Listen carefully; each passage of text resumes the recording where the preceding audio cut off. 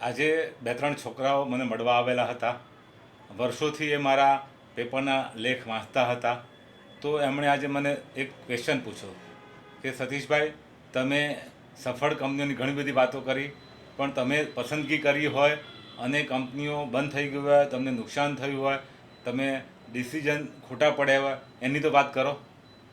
તો મિત્રો, આજે હું મારી પસંદગીની 3 કંપનીઓની વાત કરીશ કે જે કંપનીઓએ બંધ થઈ ગઈ, નુકસાન થયું, ઇન્વેસ્ટર્સના પૈસા ડૂબી ગયા. તો પહેલી મારી પસંદગી હતી સિન્ટેક્સ ઇન્ડસ્ટ્રીઝ. સિન્ટેક્સ આપણે જાણીએ છીએ કે આપણા દેશની સિન્ટેક્સ બ્રાન્ડ છે એ ટાંકીઓ માટે જાણીતી હતી. પ્લાસ્ટિકની અનેક પ્રોડક્ટ બનાવતી હતી અને સિન્ટેક્સની ટાંકી માટે કહેવાતું હતું કે જો તમારે પૈસા બનાવવા હોય તો સિન્ટેક્સની ટાંકી કરતાં પૈસા સિન્ટેક્સના શેર કરી દો. સિન્ટેક્સમાં ટેક્સટાઇલ ડિવિઝન પણ હતું અને પ્લાસ્ટિક ડિવિઝન હતું. ખૂબ સારું કામ કર્યું હતું. 2003, 4, 5, 6 આ બધા વર્ષો એના ખૂબ જ સારા ગયા હતા. મોનોપોલી બિઝનેસ જેવો બનાવી દીધું હતું.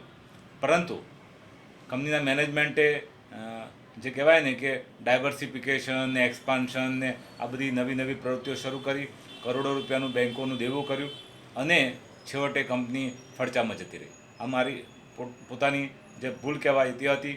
સિન્ટેક્સના શેર ₹1 શેર 110 સુધી ગયો હતો.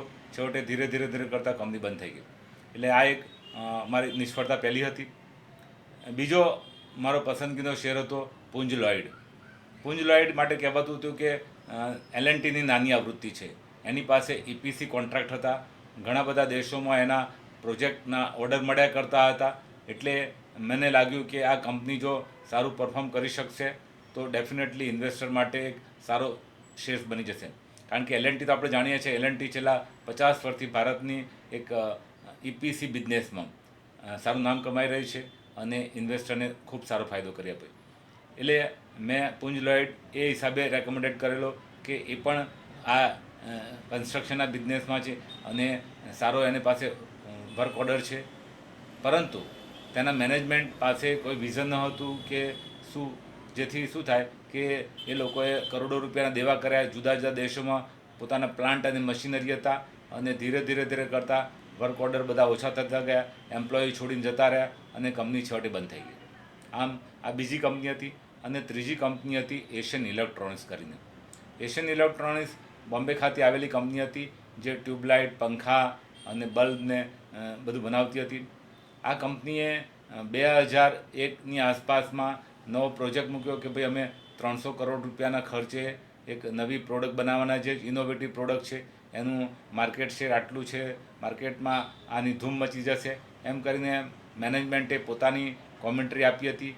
તે મને લાગ્યું હતું કે ચોક્કસપણે આ કંપની પણ સારો દેખાવ કરી શકશે અને કંપનીએ 600-625 કરોડ રૂપિયા પણ દેવું કર્યું અને છેવટે એનો પ્રોજેક્ટ ટોટલી ફેલ ગયો અને કંપની શેરબજારમાંથી લિસ્ટિંગ થઈ ગઈ, ડિલિસ્ટ થઈ ગઈ.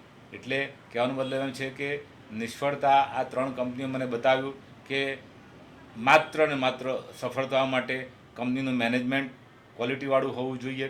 કંપની જે પૈસા રેઝ કરે છે બેન્કોમાંથી અને ડિબેન્ચર્સ ને ફિક્સ ડિપોઝિટ દ્વારા, એ પૈસા ક્યાં યુટિલાઇઝ થાય છે તે પણ જાણવું રહ્યું. માત્ર મેનેજમેન્ટની કોમેન્ટ્રી અને મેનેજમેન્ટ આવું કરી દઈશું તે નહીં, પણ તેની ગતિવિધિઓ કેવી છે, એ પૈસા ક્યાંય ડાયવર્ટ તો નથી કરી જતી તે પણ જોવું જોઈએ. આમ આ 3 કંપનીઓ મને જે નિષ્ફળતા આપી એ પરથી લાગ્યું કે કંપનીની ક્વોલિટી મેનેજમેન્ટ હોય અને પ્રોડક્ટ સારી હોય તો આજે નહીં કમાઈ આપે છે.